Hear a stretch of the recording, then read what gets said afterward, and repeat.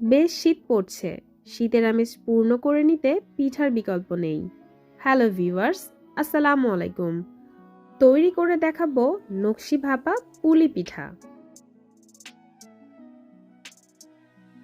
প্রথমে আমি পিঠার ভেতরে নারকেলের পুর তৈরি করে নিচ্ছি, আর এর জন্য একটা প্যানে দিয়ে দিচ্ছি 1.5 টেবিল চামচ ঘি।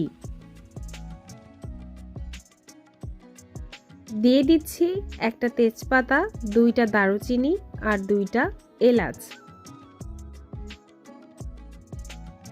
আস্ত মশলাগুলো ঘিয়ের সাথে হালকা একটু ভেজে নিচ্ছি। দিয়ে দিচ্ছি মেজারমেন্ট কাপের 1.5 কাপ পরিমাণ কোরানো নারকেল।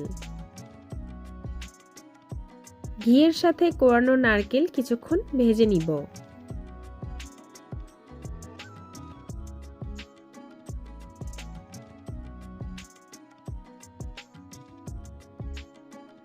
দিয়ে দিচ্ছি মেজারমেন্ট কাপের 1.5 কাপ পরিমাণ খেজুরের গুড়। গুড় আর নারকেল একসাথে নেড়ে খুব ভালোভাবে মিশিয়ে নিচ্ছি।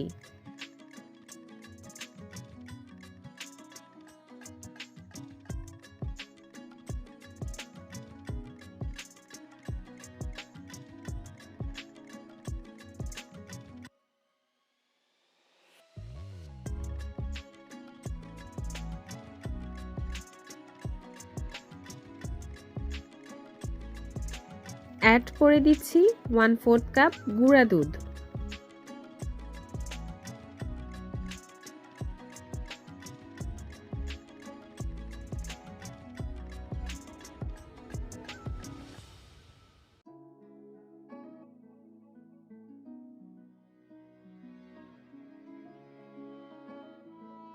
সবশেষে দিয়ে দিচ্ছি 1/4 কাপ লিকুইড দুধ।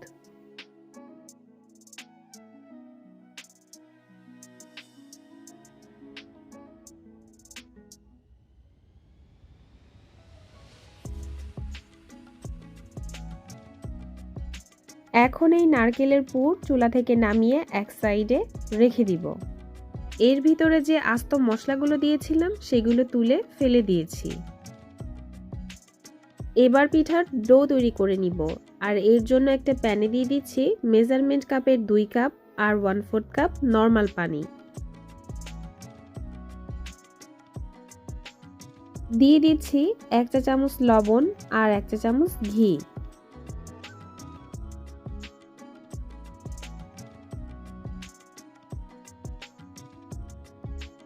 এবার সবকিছু একসাথে ভালোভাবে মিশিয়ে ঢাকনা দিয়ে ঢেকে দিব।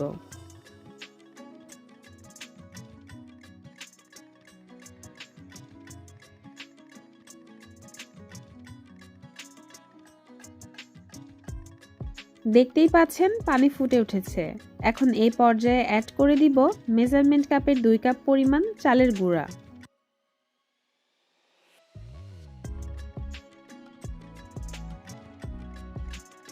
এবার একটা স্প্যাচুলা দিয়ে এভাবে একটু ফাঁকা করে দিচ্ছি।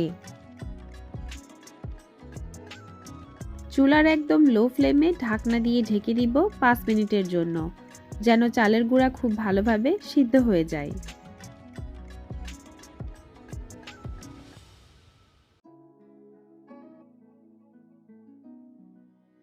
এবার একটা স্প্যাচুলা দিয়ে খুব ভালোভাবে একসাথে মিশিয়ে নিলেই পারফেক্ট একটা পিঠার ডো তৈরি হয়ে যাবে।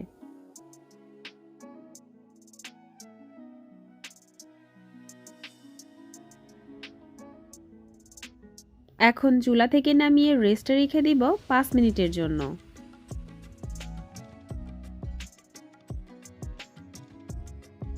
এবার পিঠার ডো খুব ভালোভাবে মথে সফট একটা পিঠার ডো তৈরি করে নিব।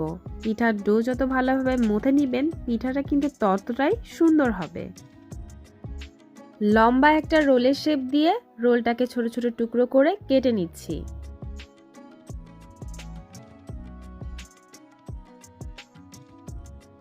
আজকের এই নকশি ভাপা পুলি পিঠা তৈরি করার জন্য আমি এই ধরনের একটা ছাঁচ নিয়ে নিয়েছি।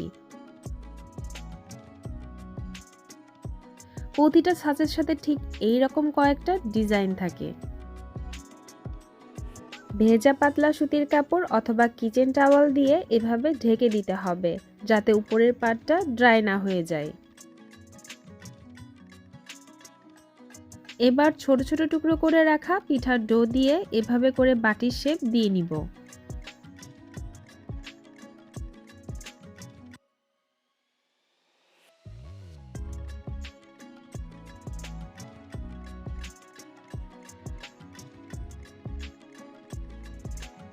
এর ভিতরে নারকেলের পুর দিয়ে মুখটা এভাবে আটকে দিব।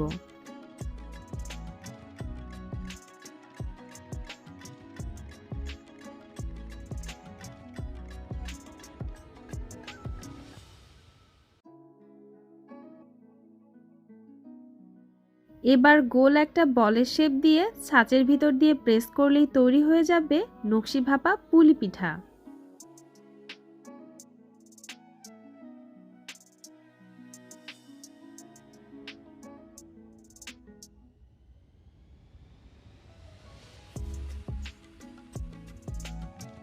আর ঠিক এই একই প্রসেস ফলো করে আমি সবগুলো পিঠা তৈরি করে নিব।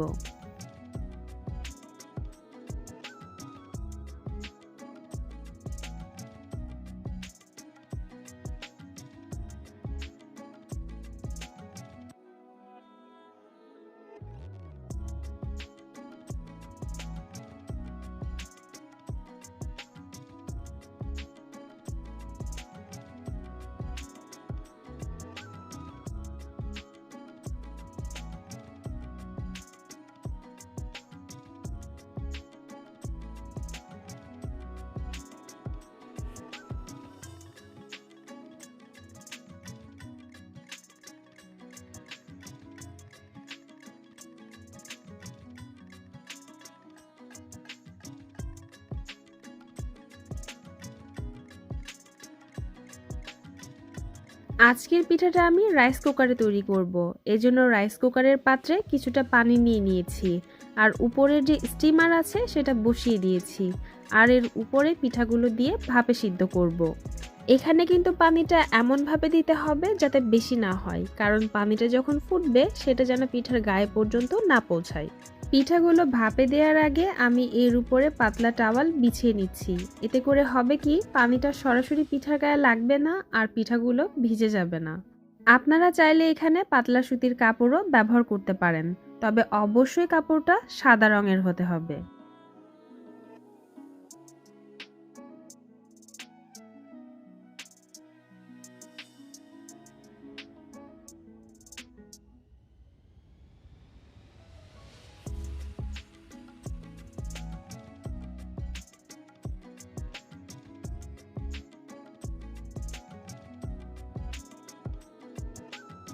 এখন পিঠাগুলোকে ভাপে দিয়ে দিব 10 থেকে 15 মিনিটের জন্য। তৈরি হয়ে গেছে নকশি ভাপা পুলি পিঠা। এই পিঠাটা শুধু দেখতেই সুন্দর না, খেতেও কিন্তু বেশ মজার। একটা পিঠা আমি আপনাদেরকে কেটে দেখাচ্ছি। পুরনো পিঠা নতুন রূপে, দেখতে যেমন সুন্দর খেতেও তেমন মজার। আশা করছি আজকের রেসিপি আপনাদের কাছে ভালো লেগেছে। রেসিপি ভালো লাগলে লাইক, কমেন্ট, শেয়ার করে চ্যানেলটি সাবস্ক্রাইব করে নিয়মিত চ্যানেলের সাথেই থাকবেন। সবাই ভালো থাকবেন, সুস্থ থাকবেন, নিরাপদে থাকবেন। আল্লাহ হাফেজ।